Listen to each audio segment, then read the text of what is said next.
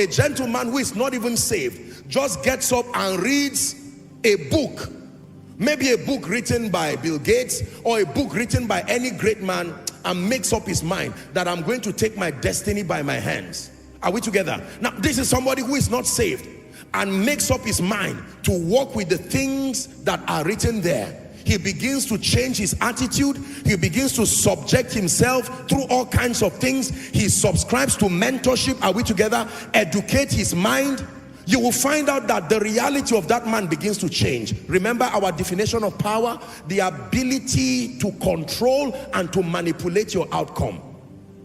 The once poor and wretched gentleman suddenly begins to change.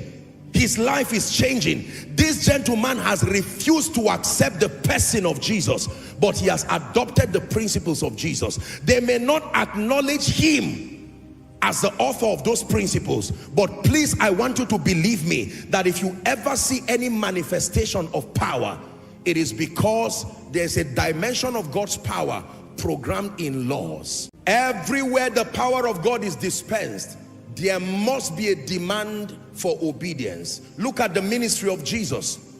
Everywhere you see Jesus manifesting power, especially in the midst of men, there will always be an action. There will always be, he would ask them a question: do you believe I am able to do this? If you believe, stand up, pick up your bed and walk. Or, what should I do for you? You would think that as powerful and compassionate as he was, and he is, he shouldn't even ask them any question. But there was always a demand, because the power of God is faith dependent. Please listen carefully.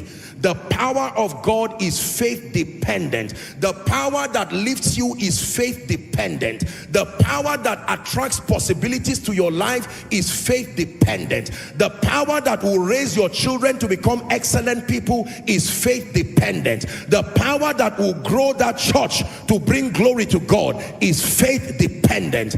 And if you do not understand faith, then you cannot understand the power of God.